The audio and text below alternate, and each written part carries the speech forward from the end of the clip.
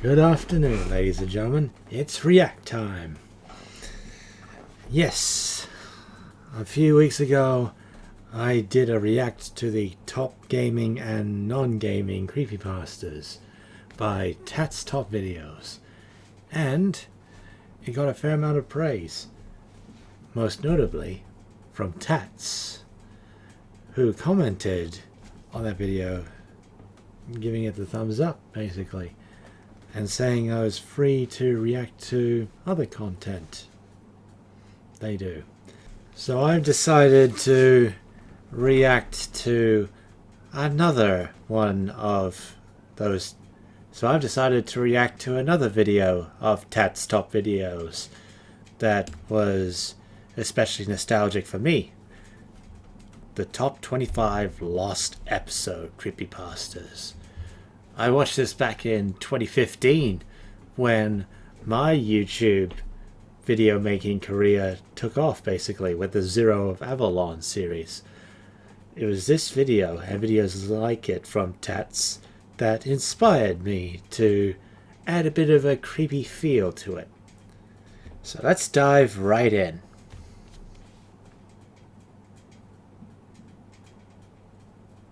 This video contains disturbing content, violent content, jump scares, and sudden loud noises. Viewer discretion advised. Squidward? Also, you heard the robot. This video contains disturbing content. And it'll also add some... It also contains references to suicide, which can be also a touchy subject for many. A lost episode is a style of animation in an episode which is either witnessed by the production crew of the show or an individual Tom who and Jerry? somehow came across it through whatever means. These episodes were lost due to being disturbing, creepy, or flat out inappropriate for younger audiences. Some of the content was apparently shown on TV, but was pulled off the air because of complaints or other reasons. So let's begin the top 25 Lost Episode Creepypastas. Let's begin. And strap in, because this is going to be a long one.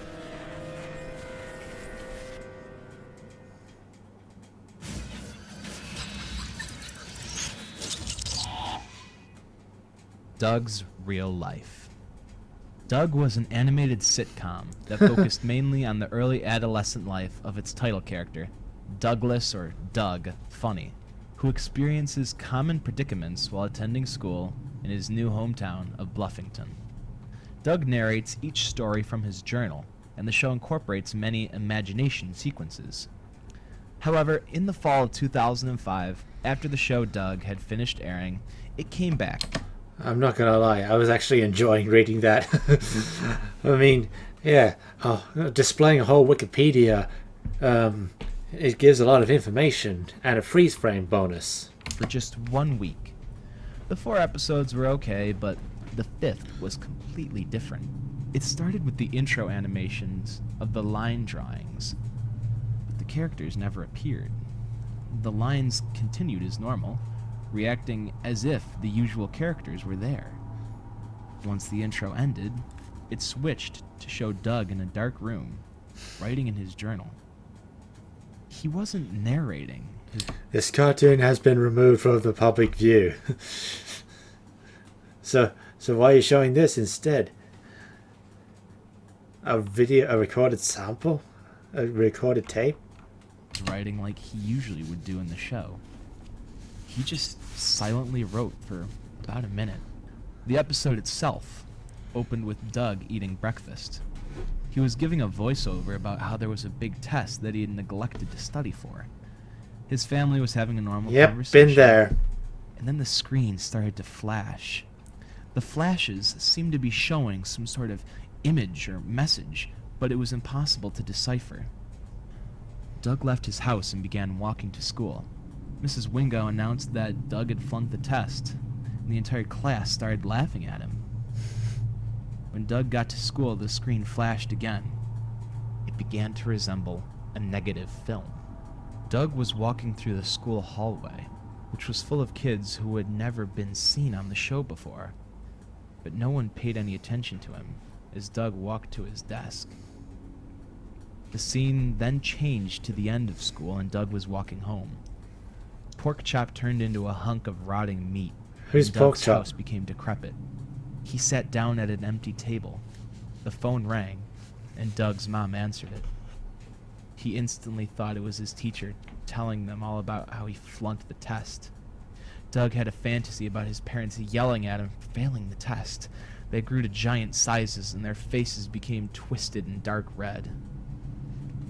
Doug was crying and apologizing. He went up to his bedroom, which was completely empty except for a book and a pencil. Doug picked up the book and started writing, and he narrated this time, but it was incredibly short. All he said was, "I can't tell which one is real." Huh.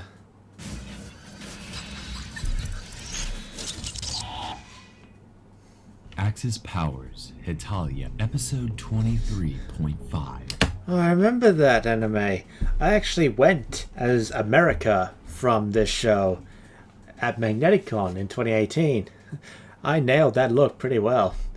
Managed to make the whole crowd laugh with, "I'm the hero." Yes.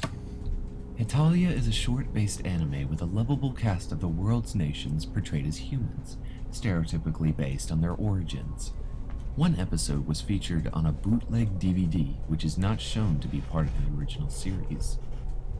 The show starts off with the Axis-powered nations, Germany, Japan, and Italy, sitting on a tropical island, obviously stranded. Italy, of course, was his usual nonchalant self, but Germany and Japan seemed a little more grim, obviously worried. After some banter between the two nations in unsubbed Japanese, it appears that the two had come to a horrifying agreement. The scene changes to that of night. It shows the three nations sleeping around the fire. In unison, Germany and Japan stand and carefully pick up the sleeping Italy, cautious of not waking him. They then take him to the water's edge and begin to drown him. Behind the muffled screams and whimpers, all that is heard is Japan repeating, "Come nasai, Italia," or "Sorry, Italy," while Germany is found Sorry, Italy, but you were the first to surrender.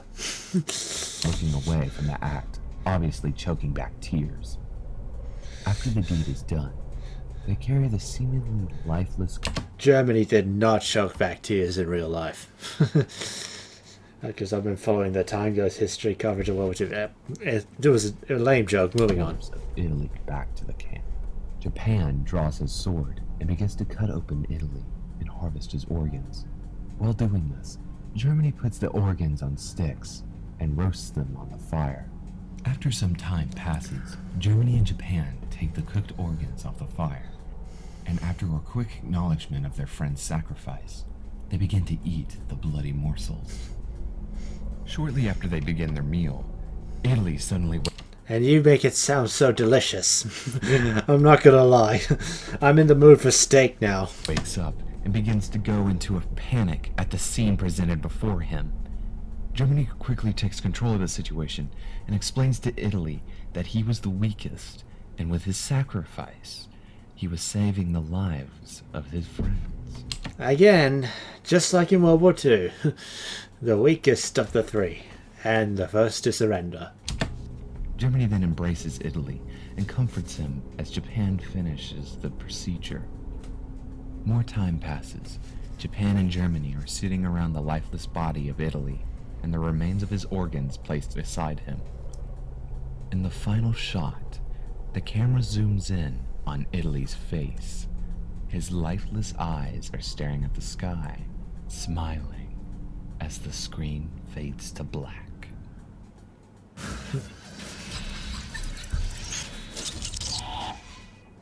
Tom and Jerry, Lost Episode. It Yes. opens up with Tom and the owner at a typical house. But Tom's owner seemed even angrier than other Tom and Jerry episodes. The first scene shown in the episode shows the owner stomping on Tom's tail in a very realistic and painful way, because Tom was sleeping by the basement door. The owner then starts yelling at Tom to never go down there. Tom, clearly terrified, runs away to another room. Jerry then comes out of a mouse hole and follows Tom into the next room. The next few minutes then show the regular Tom and Jerry routine, where Jerry tricks Tom into chasing him into the basement door a few times. But each time the owner catches Tom, inflicts realistically painful injuries, which stays with Tom even after the scene ends. After this, Tom starts to cry and mumbles to Jerry not to bother him anymore. You can tell what he's doing by his body language. As is typical of Tom and Jerry, but... Jerry just laughs at him and pushes him back to the basement door. The owner catches him again, but this time goes ballistic. Jerry seemed like he was finally taking pity on Tom. So Jerry picks up a knife and starts stabbing the owner in the leg, quite graphically. Jerry would never do that. Tom opens the basement door, and they carry the... Oh, that's horrible. Although, it's probably just strawberry jam in the original source of... or a Microsoft Paint thing. But, yeah, it catches you off guard. body down the stairs. Multiple other bodies were then seen down there, decaying and showing signs of their violent deaths. Oh. Tom and Jerry shook hands, but Jerry suddenly gets an evil look in his face, and Tom says in a ghastly, deep voice, Don't you believe it? Jerry stabs Tom, killing him instantly, and throws his corpse along with the other bodies. I mean, to be fair, can you blame Jerry for all the shit that Tom put him through? The last shot of the episode then shows Jerry putting up a for sale sign on the yard of the house, Ugh. laughing, clearly planning to do it all over again. But I'm also not surprised that Jerry stabbed Tom. I mean, Tom wanted to eat him for many years, for goodness sake. Sympathy for the devil mouse. Max and Ruby 0004. Max and Ruby The number is of an death. animated series aimed at preschoolers. Each episode consists of 3 self-contained vignettes. Within each, Ruby is typically engaged in some sort of project or activity, while Max has a Oh, I was reading that. Also, I don't know what's going on with this guy's mic, but it's clipping hard in this one for whatever reason. particular interest of his own, which either runs counter to Ruby or distracts her. One version was strangely different. In this video, a DVD box was found in someone's house. It was different than the normal Max and Ruby box art. This one had looked like it was crudely drawn in a black marker. On the back of the box, it listed 4 See, this is why this video is close to me, because it combines all my favorite stuff from my childhood. Old cartoons from the early Nickelodeon or ABC days for me, like ABC Kids, the Australian Broadcasting Corporation, and there's also cassette tapes, VHSs, and DVDs. Yes, believe it or not, I used VHS tapes when I was younger. I watched them all the time. And other stuff as well. episodes, but they were not named correctly.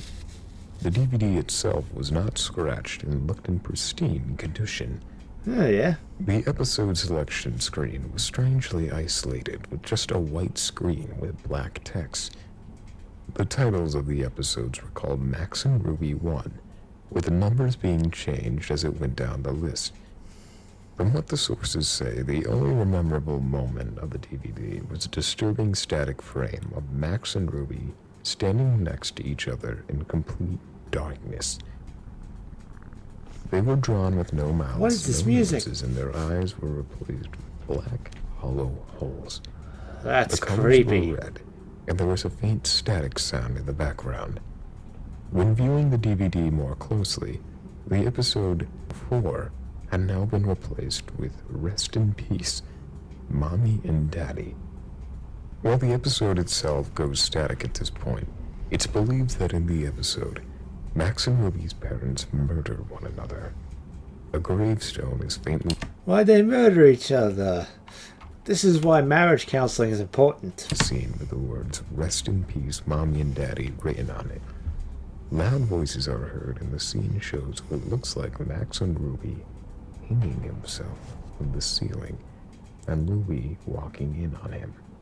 In the final scene, it shows Ruby sitting near two gravestones, one with "Rest in peace, Mommy and Daddy," and another one saying "Rest in peace, brother."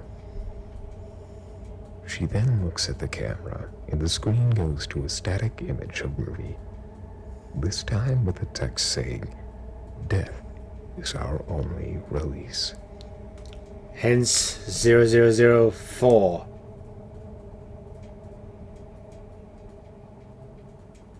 That's creepy. Also, good job on that video production. That was a genuine Blair Witch style video we just saw.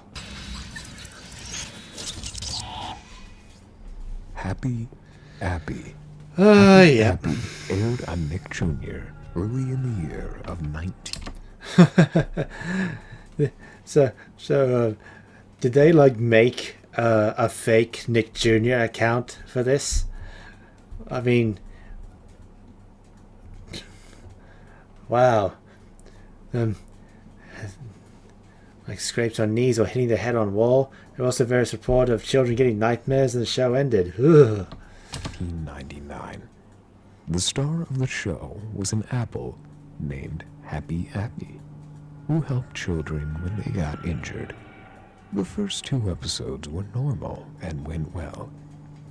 In Happy's Vacation, he goes on a vacation to the beach. Oh, He animation. injured kids, and even talks down on a bully into not hurting a child. Yeah, don't hurt a child. That's my job. The second episode, Hurt Happy, was about Happy's stick getting broken, and the children teamed up to help Happy Appy by giving him bandages and fruit. Fruit, but he's an apple. I mean, isn't that cannibalism? But as the episodes progressed, the show became weirder and weirder.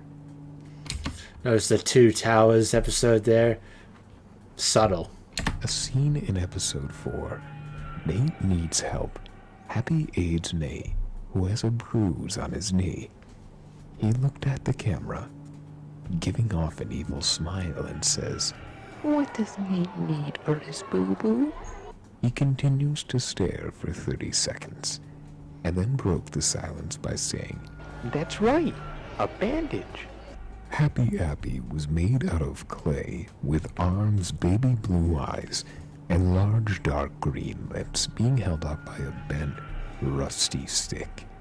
Ugh. As the show continued broadcasting on Nick Jr., But that's still a more impressive than the adventures of Bruce Lee and Jackie Chan. Yes, that's real. every fortnight, the show became much more sinister. The rusty bent stick that was used became cleaner, and he began to develop a sinister stare with an evil grin. Ugh. By episode 7, it wasn't even made out of clay anymore. As soon as the 8th episode aired, the show was suddenly taken off the air, along with all the recent episodes. Every trace of Happy Appy was removed, and not much He got a is known movie. about its existence. Oh, look at this. Oh, it has a Wikipedia entry. Whoa. Oh, Kipper the dog. I remember Kipper the dog. The Yeah. show was planned to have 3 seasons, but they were never aired, possibly due to the sheer brutality and creepiness Maisie of the Mouse. show altogether. Also, something about the Happy Happy episode has not aged very well. It was something about like happy apples had to be recalled because they were choking hazards. Yes, that.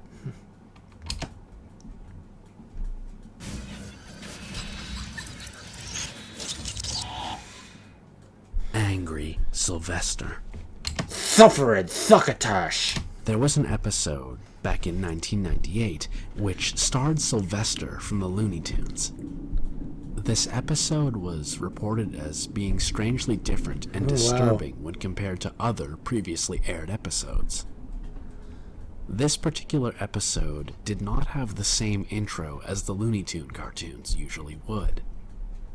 Also, you can add Space Jam 2 to that list as of 2021.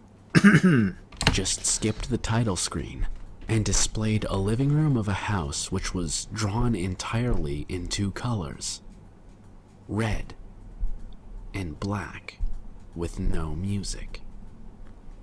The only sound that could be heard during this part was a woman speaking in Hungarian saying, "Directed by." In Hungarian? The creepy thing about it is that Cartoon Network had not been broadcasted in Hungarian yet. There was no fade, but rather a jump cut straight to the next scene. Oh. It showed a bruised, eyeless Sylvester. Standing in front of him, something that appeared to resemble a military base. The scene was accompanied with dead silence. He didn't say anything. He just looked angry. In the next scene, he entered the military base, but no one was there. Sylvester wanted revenge on the people for what they did to him. You're a deep sick now. Oh, what's Sylvester's voice? Suffering. You're gonna suffer. His claws grew to a ridiculous size, covered in blood.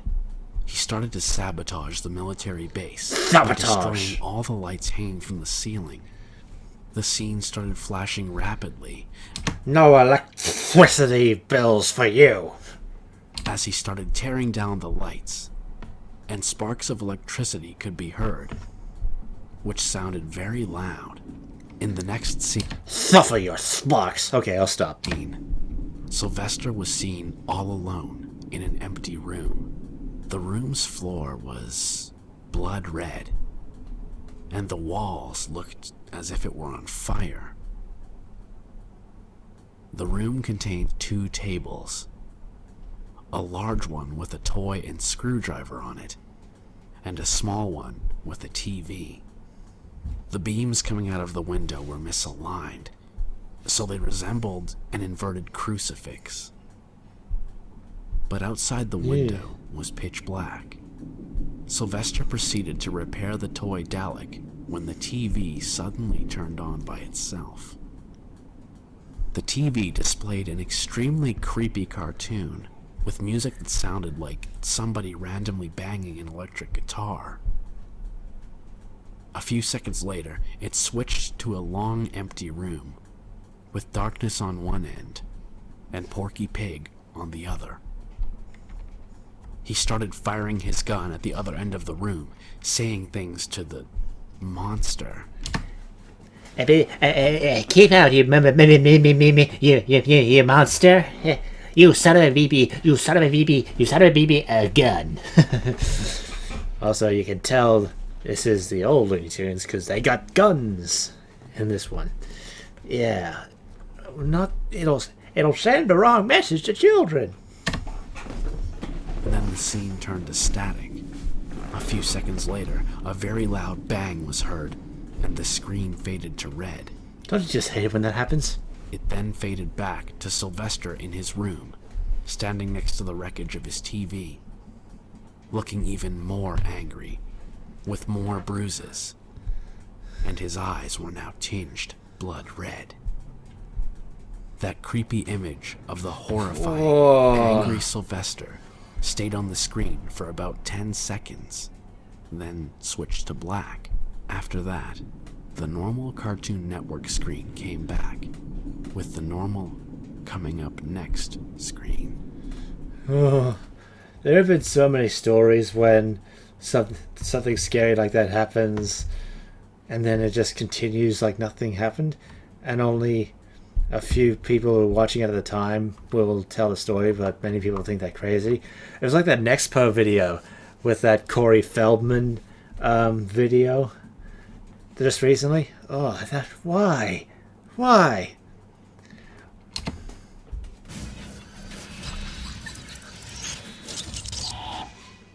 The Three Stooges' Dead Dunderheads. No. In 1947, an episode, Halfwit's Holiday, was about to come to theaters.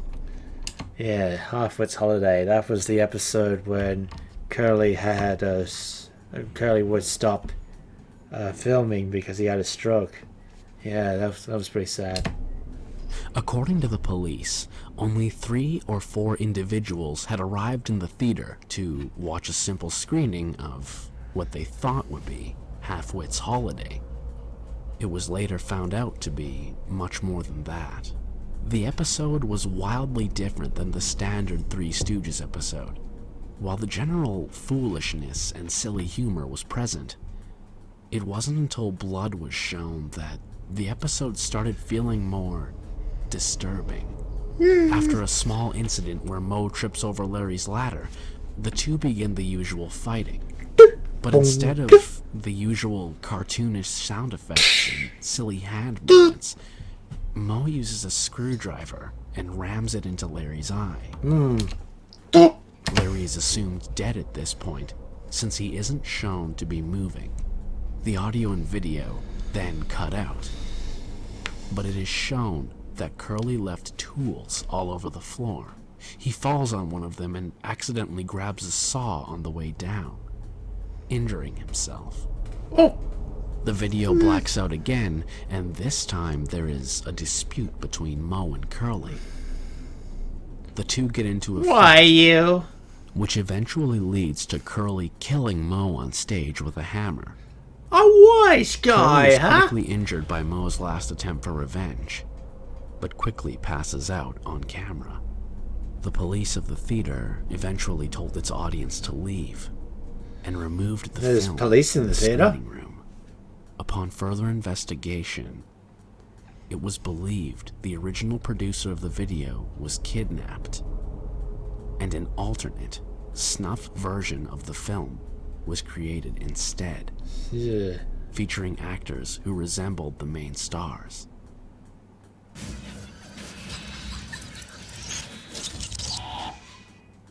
Teletubbies.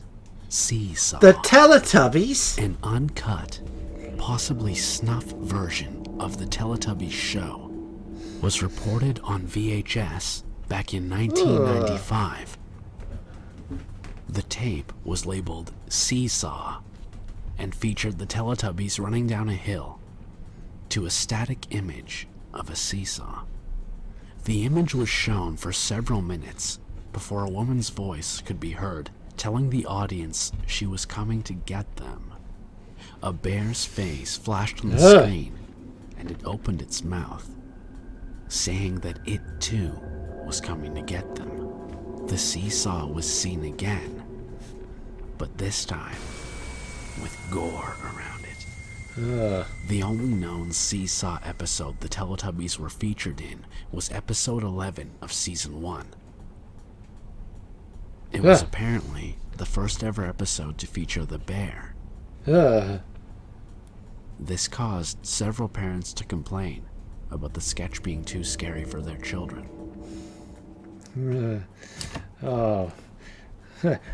Why the Teletubbies, man? Also, a lot of conservatives nowadays are arguing that there's too much LGBTQ-ness in cartoons now. Obviously, they're full of shit, obviously. But, come on, man. The Teletubbies, they were incredibly gay. Like, they loved each other very much and lived with each other. I mean, they were LGBT. And nobody had a problem with it. No one should have a problem with that.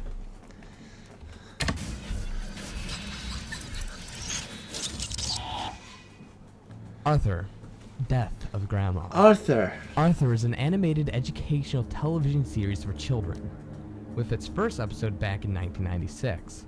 Arthur often deals with important issues that families face, such as asthma, dyslexia, cancer, and Asperger's syndrome. Yes, I know. I have Asperger's syndrome. I was diagnosed with it in primary school. And I guess my fascination with this stuff is a part of it. And It's a good thing, in my view. One of the special children. Just different. In this Lost episode, unlike normal episodes, it does not show the opening title of the episode. It shows Arthur and his father. What a sitting in wonderful waiting guy room of today. Elwood City Hospital. Oh, not a wonderful guy Arthur's today. mother then walks in on them and informs them that Grandma has passed away, shocking both Arthur and DW. The next scene shows Arthur at a funeral with a white casket of his grandma. Except, when the casket was open, it wasn't his grandma, but his actual mother. Arthur began screaming aloud, and sudden flashes of himself being in the casket formed in the scene. I'm not gonna lie. If Arthur went that direction, when they're talking about passing of someone, I reckon it would be a good educational experience. A hard educational one, but, you know, sometimes families go through that. Yeah, anyway. The next scene showed a basic title called Recovery, and was written on a plain white background. Arthur appeared in a room, and when his pet pal came in and started barking, Arthur kicked him and slammed the door shut. The next scene showed Arthur sneaking off to visit his grandma's grave.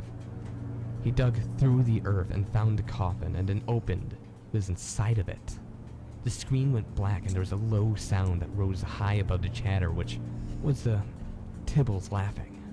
The final scene showed Arthur sitting at the sugar bowl with a corpse of Buster at the floor. There were a few white why flashes Buster? that showed him in prison, with Arthur screaming that he murdered them all. Kate, DW, his dog. But not his parents. For it seemed that Thura had made him. Oh.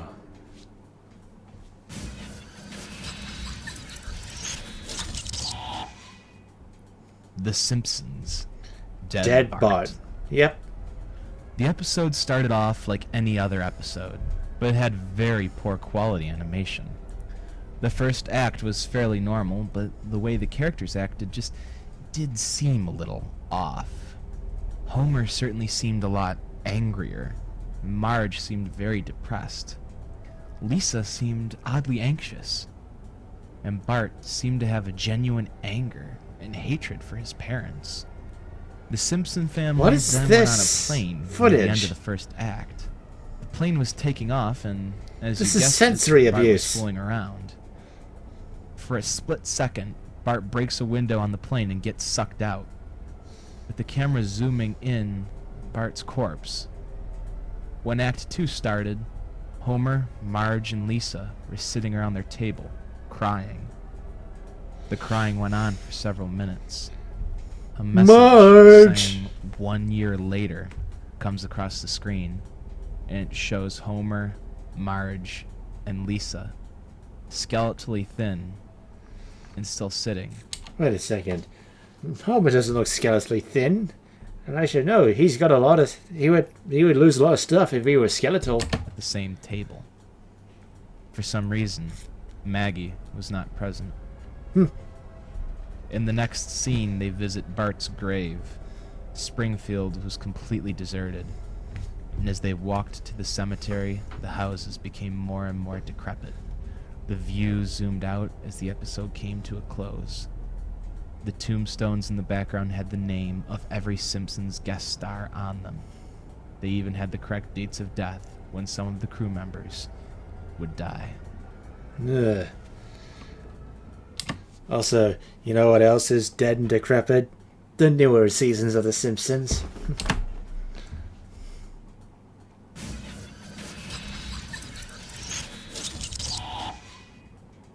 Regular show.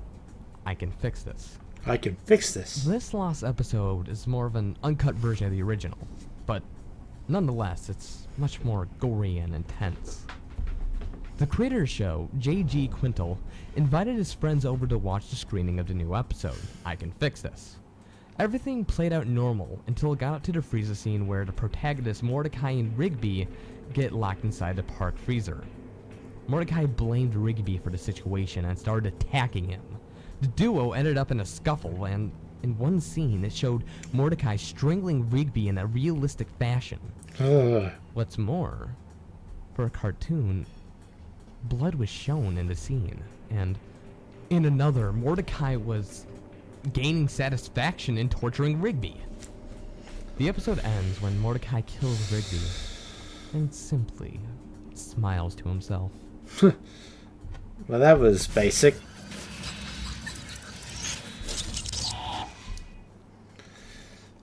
Real Oh, how much time is left? We're halfway. Oh my god. Monsters. Final scare. That's how it said. Real Monsters is an American animated television series about adolescent monsters in training.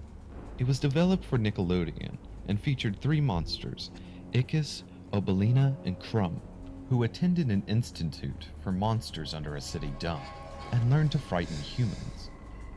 So basically, Monsters University. An article explained how one version of the show was filmed on a VHS tape. The person had found it at a yard sale. This episode featured a more gruesome and darker story than the original episodes. Inside the Monster Academy, the Grumble was seen telling Ickis, Obelina, and Crumb and Zimbo that tonight the 4 of them would team up and perform one final scare. In the next scene, Crumb was thrown under a bus by Obelina, where he is killed instantly. Figuratively or literally? Ickis crept up behind a mime and dug his claws into a man's skull. The mime fell backwards onto Ickis, killing him.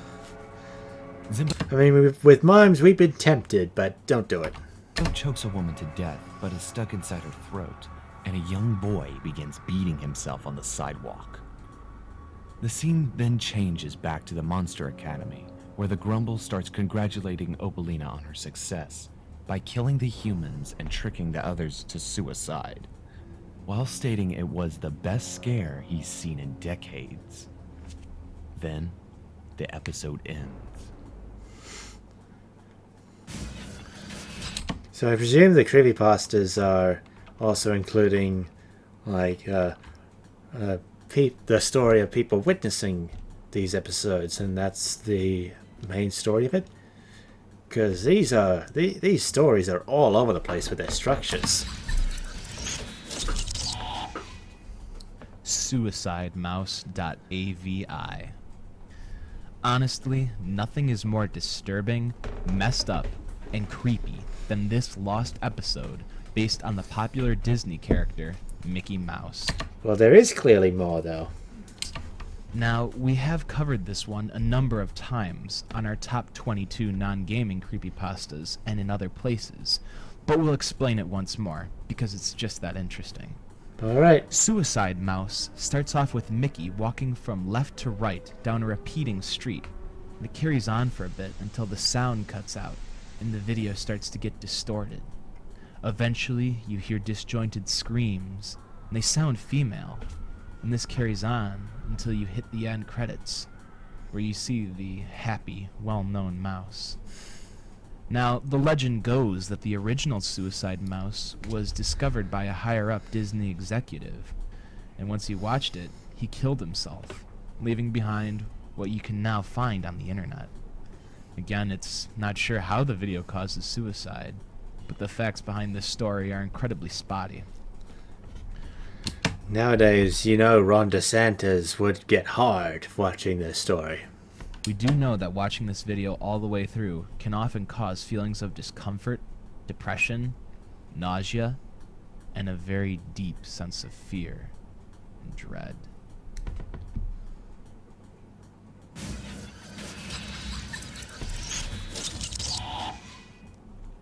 Stick Stickly. Stick Stickly is a fictional character created by Nickelodeon. He's a popsicle stick Oh, that's with creepy. googly eyes, a jelly bean nose, and a small mouth. They must have been desperate. It's like, hey, we need a character. What do we need? Here's a popsicle stick. Get some googly eyes and a jelly bean nose. Yeah. Wait, I was just having lunch. Okay. Whoop, there's your character.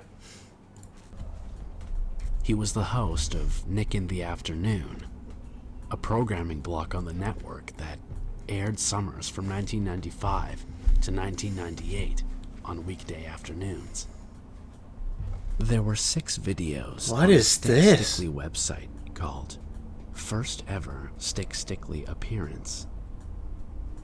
The first began with Stickly in front of a chalkboard. He had no nose, and his mouth was straight.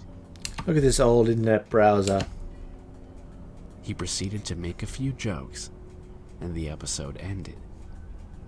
The second was called Stick Gets Injured. His face was the same as before, and he had a few splinters sticking out his side. The third was called Hang Stick. Ugh.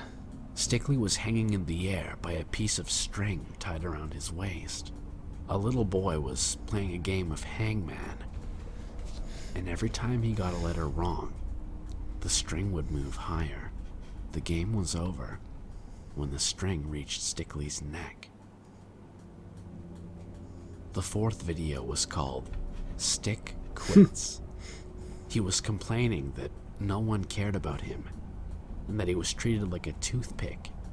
Then a little child appeared and told him that everyone loved him, so he decided to stay. The fifth video was marked Stick Gets Mad. This That's episode creepy. had no sound, but it showed that Stickly was shouting at a little girl Hey, oh, that's a URL. who was hiding from him, and eventually Hey, real quick. Aww. Anyway, moving on. she left. The sixth episode was called The Winner Revealed. Stickly had a dark red stain on the top of his head, and one of his eyes was an X. Stickly announced that the viewers voted for Candle Cove. Well, there you go. One creepypasta ended and another began. What a story. Rugrats, Chucky's mom. Rugrats. Rugrats is an animated TV series for Nickelodeon. The show focuses on a group of toddlers, most prominently Tommy, Chucky, Phil, Lil, and Angelica, and their day-to-day lives, usually involving common life experiences that become adventures in the babies' imaginations. Adults in the series are almost always unaware of what the children get up to. However, this only provides more room for the babies to explore and discover their surroundings. Now, during the height of popularity, there was an adult version put to the test. Due to the disturbing nature of the pilot Why would you make an adult version of the Rugrats? Or an adult version of any Nickelodeon cartoon? episode, it was never aired, but it was shown around the studio. Until one morning, the adult pilot episode was mistaken for a normal episode. Mismanagement. Damn it. Damn you. This episode featured Chucky standing next to his dying mother while she sang My Only Sunshine. The scene cuts to a live-action chicken getting his head cut off, said to symphonize death by the audience. Chucky cries and It also symbolizes chicken tonight. screams before having a seizure. The scene then dissolves to Chucky's dad crying in a hospital waiting room. And then back to Chucky waking up, to the paramedics trying to revive him. We later find out that whatever condition that Chucky's mom had, she had inherently passed it on to him as well. The final scene shows Chucky's dad crying over the body of his now dead son. Oh, that's creepy. How many times have I said that this video? So don't make an adults-only version of the Rugrats. Why don't you give Atomic Betty an OnlyFans account while you're at it? 1999. The year 1999 remains to be the bloodied, charred remnants of the destroyed childhoods for the kids who lived in Caledon, Ontario. The channel, Caledon Local 21, consisted of TV shows such as Mr. Bear Cellar and Booby, It mainly starred a poor, satanic, middle-aged man who tortured kids he kept in his basement.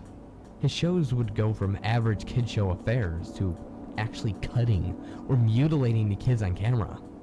The channel was mainly a way for Mr. Bear to lure kids into his house in order to get them to participate in his sick satanic rituals, and eventually causing them to be sacrificed. The police found a 16 by 16 foot ditch containing 16 charred bodies of children. Ugh. It's rumored that he has even eaten kids, as well as takes from the age range between 4 and 16 years of age. Sadly, before the... Well, I would make a Jeffrey Epstein joke, but too soon. police took down his setup, he ran away. Now, as the story follows, one such kid retells his accounts with the shows that he saw, and his hunt to find out the person who portrayed Mr. Bear. The blog is still kept up to date to this very day, but I'll leave you on one final note. It's said that to this day, he's still out there in the woods on Ontario, Canada, waiting to lure unsuspecting kids into a unfavorable situation. Okay, time out. I want to see if this blog is still kept up to date in 2022. Okay, so it's not up to date. It was in... I don't know. Maybe there's somewhere else on the internet. Like, I think I searched for it before, but yeah.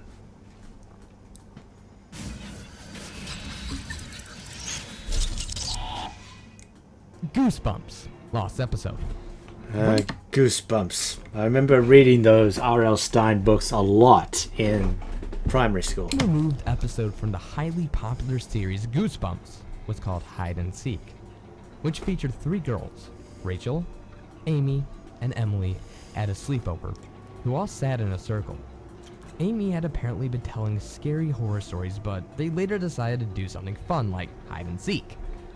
While Emily hid in the cupboard, Amy counted to 6. After several minutes, Emily wondered whether Amy had finished looking for her, so naturally she ventured out of her hiding spot and noticed another suspicious person in the room with her. This person looked different. Their face was all blurry and his voice was rather deep. He said to Emily,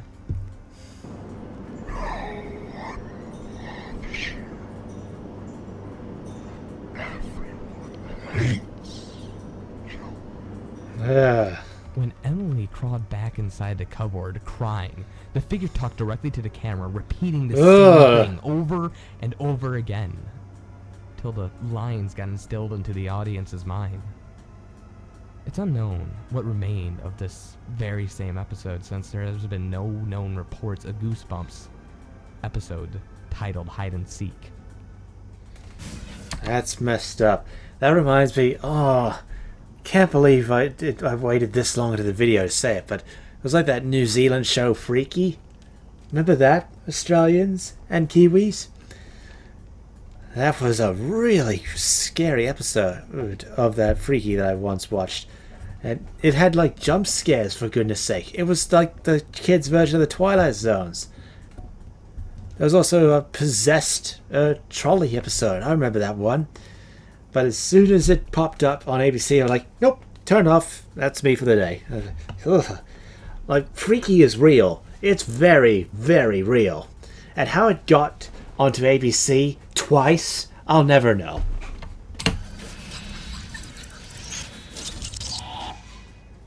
I mean, it aired in Australia more times than it did New Zealand. Guess the Kiwis got smart and got rid of it after the first viewing. The Amazing World of Gumball, The Grieving. Gumball? The Amazing World of Gumball is an animated television series produced by Cartoon Network. The series revolves around the life of Gumball Watterson, a 12-year-old cat who attends middle school in the fictional city of Elmore. Accompanied by his adoptive goldfish brother and best friend Darwin, he frequently finds himself involved in various shenanigans around the city. One summer in 2012, during a commercial break, a special episode was about to start. The title of the episode came up and was listed as the grieving. Not too much is known about this depressing version of the show, other than Anais and Darwin both going missing. Both Nicole and Richard are called into Principal Brown's office, where he informs them in nauseating detail of how their bodies were found. Ugh. Anais mutilated with her head missing and a note which was never shown to the audience. But it did explain where Darwin's corpse was. Aired back in July 2012, 10 years ago. They had found him in Miss Simeon's classroom, hanging by a noose, with a blood-covered knife behind him and blood covering his clothing. Ugh. The episode ended with a shot of Gumball's dead body hanging there in the corner, fading to black.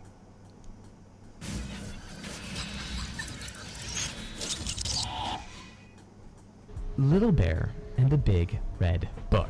Little Bear? This Lost episode was rather a animation made by the author's brother, but nonetheless, it contains something rather unfortunate. The whole Damn it, brother! Stop touching my animations! episode revolved around this big red book, which Father Bear was reading. Little Bear noticed how sad and angry he looked when his father read it, and when he left the room, Little Bear would start reading from it. A voice that was not spoken by Little Bear or anyone from the show started reading the disturbing poems. For every poem that was read, Little Bear got more and more depressed, and everything in the show slowly started to fade to grayscale, except for the book, which was still red. Suddenly, everything stops and cuts to Mother Bear, tucking Little Bear back in the bed. But Little Bear looked extremely shocked and stared straight Little at the audience Bear. with a blank expression. His eyes were extremely bloodshot and his fur was all mangled. As the Mother Bear turned off the lights and left the room, Little Bear slowly started to sing as the room got more dark.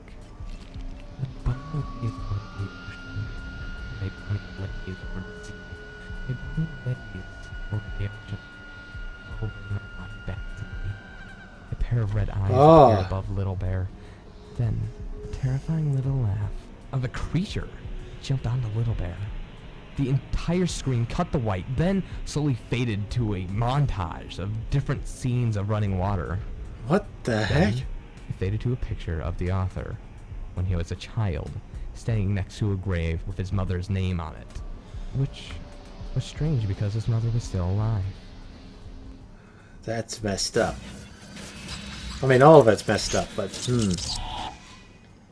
Crybaby Lane. Oh, yeah. Not many of you would know of the late 90s Nickelodeon film Crybaby Lane, because it was never aired outside of the US, nor released on VHS until 2011, due to the film's inappropriate and scary content. Now, Crybaby Lane is actually real. I mean, Nickelodeon aired it once and then just threw it away. And it would have been lost, at least in record, had someone not been filming the screen when it happened. And then they pressed Nickelodeon about it, and it turns out it was real. Apparently, the original Crybaby Lane was much different than what was planned. Witness reports indicated that in 1999, a staff member who worked in the creative production team explained that the film's director was creepy and loved the idea of making the movie more scary than it normally should be. Yeah, the director more creepy than usual. Joss Whedon? The plot of the film was about two brothers who unleash a demon by accident. They then try and repair the damages and get everything back to normal.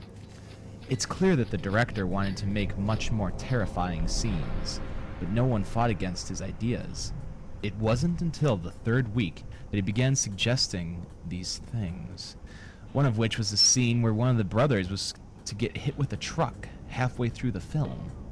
Many of the production team absolutely refused this idea.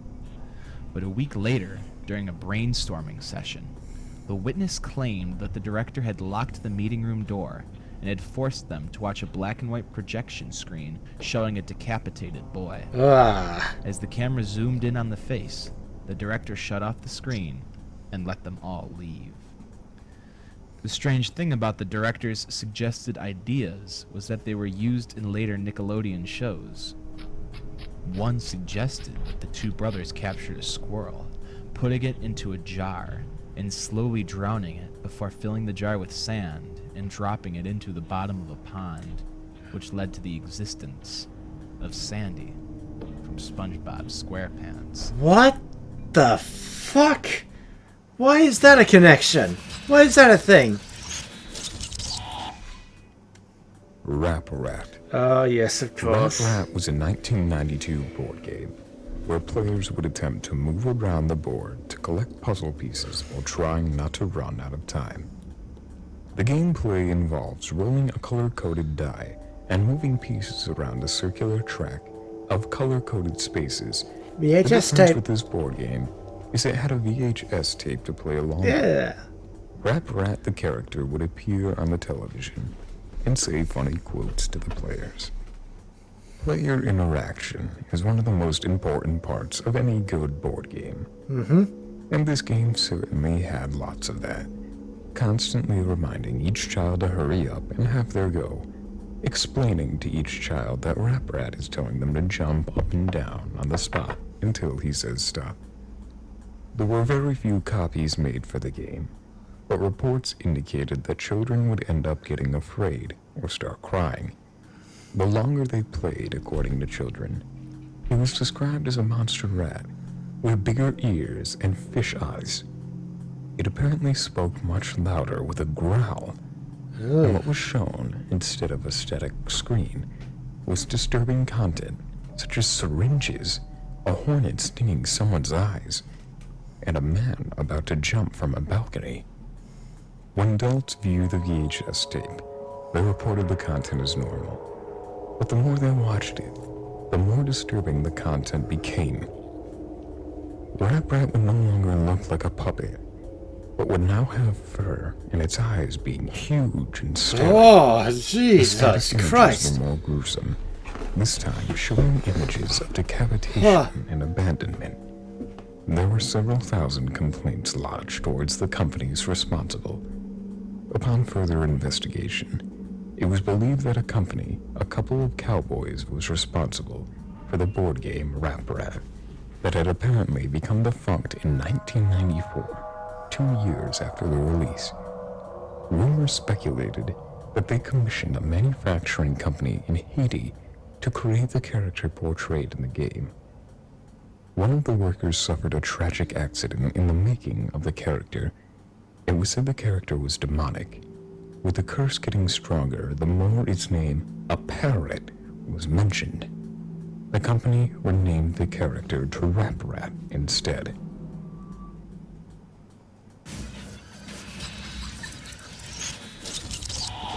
Jeez. Ed, Ed, and Eddie, Lost Episode. Really? Ed, As Ed, you and may Eddie? know, the popular show Ed, Ed, and Eddie has been running for a long time.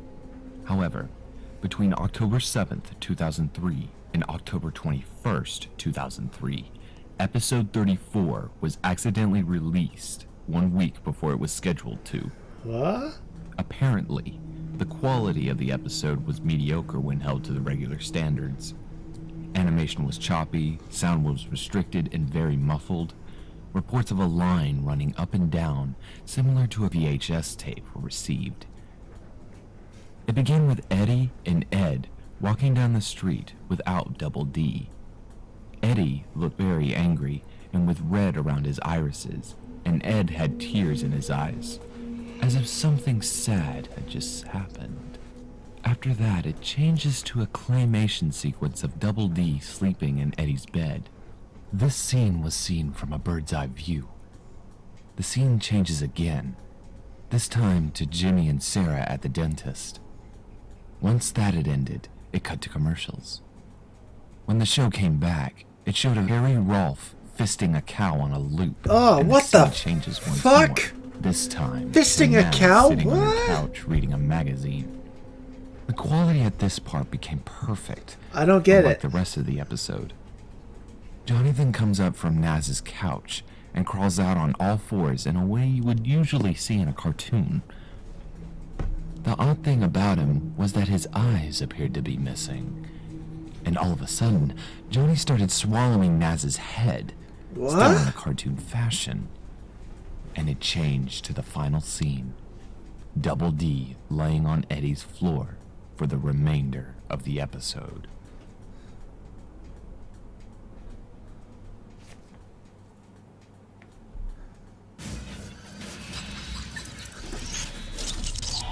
We're almost done.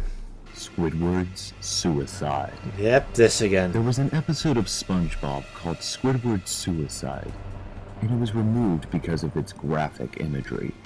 Probably the more infamous of these episodes.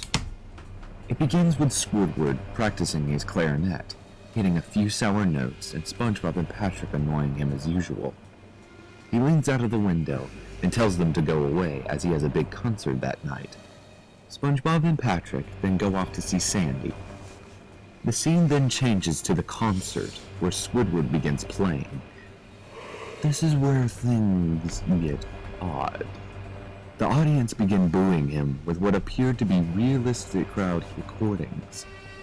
What was even stranger was everyone had what we call hyper-realistic eyes. Hyper-realistic? The scene changes to Squidward sobbing on his bed for several minutes. Two still images appear at a fraction of a second of one mangled corpse of a boy and another of a girl. Squidward then puts a gun to his mouth, and a voice says, "Do it."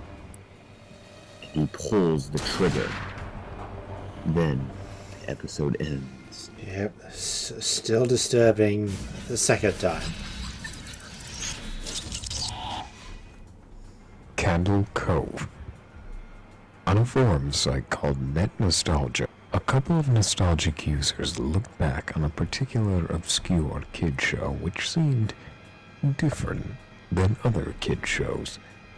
Around 1971 or 1972, a kid show, simply known as Candle Cove, was broadcasted in a local TV station at around 4 p.m. on Channel 58. The show was about a little girl named Janice, who imagined herself to be friends with pirates, which took place in Candle Cove on a ship called the Laughingstock, with a pirate Where's this puppet footage from? Where'd you find it, Tats? named Pirate Percy that got too scared very easily. What was weird about Pirate Percy was that it is made with a real low budget, built with parts of other dolls, and his head was an old porcelain baby doll, which looked like it shouldn't belong with the body. The show introduced a creepy villain, who has a nightmarish skeleton marionette called the Skin Taker. It had glass eyes that were What is too big this? for its skull, and jaws that didn't open and close, but rather slide back and forth. One time, the little girl asked him why its mouth moves like that, and the Skin Taker replied, "To grind your skin." One of the most controversial episodes aired. After the opening jingle, the show faded in from black, What? and all the What characters is- were there, but the camera was just cutting each character, and there was just screaming, with the puppets and marionettes flailing erratically. The girl was just shaking, moaning and crying, as though she had been through hours of it. Where's this footage from? A user what was asked that? his mother whether she remembers a kid show named Candle Cove. She said she was surprised. We could remember that, and when he asked why, she responded, "Because I used to think it was so strange that you said, 'I'm going to watch Candle Cove now,' and then you would tune the TV to static and watch dead air for 30 minutes. You had a big imagination with your little pirate show." Speaking of pirates, I'm going to see an Hailstorm concert this Tuesday.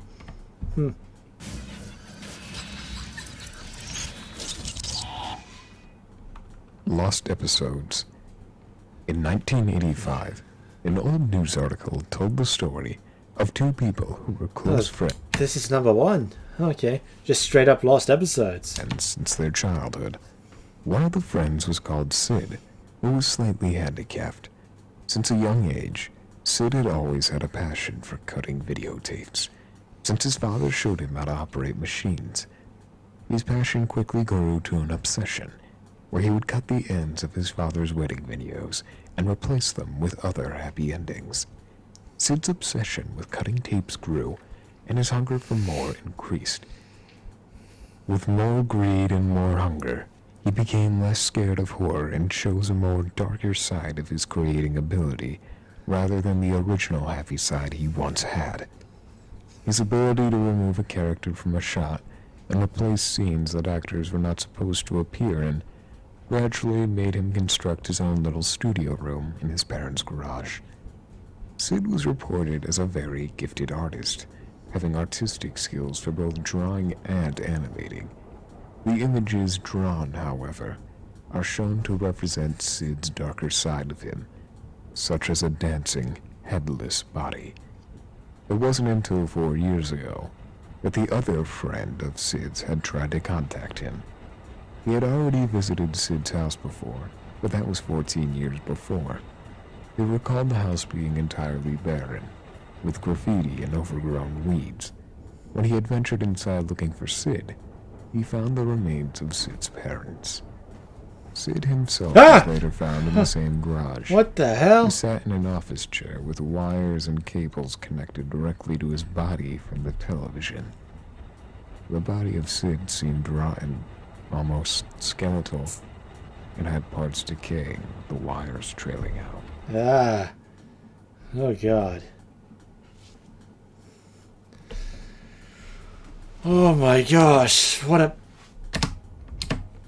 Oh.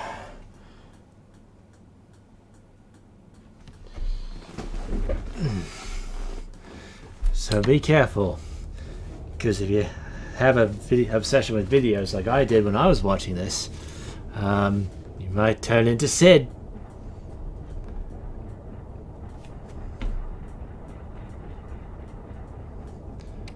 Wow.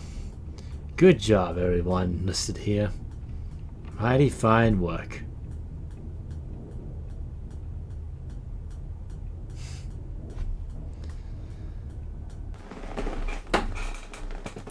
Okay. That marks the end of another react to Tats Top Videos. If it went on any longer, I'd have descended into madness, if I'll be honest. Because we've been here for like, oh my goodness, almost an hour and 13 minutes. It was late afternoon, twilight, when I was starting to film this, and now it's 7 o'clock at night. Well, anyway, that marks the end of that. There'll be more later. I plan to make more, especially with those SCP videos. Also, another thing that was going on in late 2014 to early 2015, this. And now in 2022 it's escalated. So never forget that as well. And anyway, thanks for watching. I'll see you all next time on the next React Time. Good night.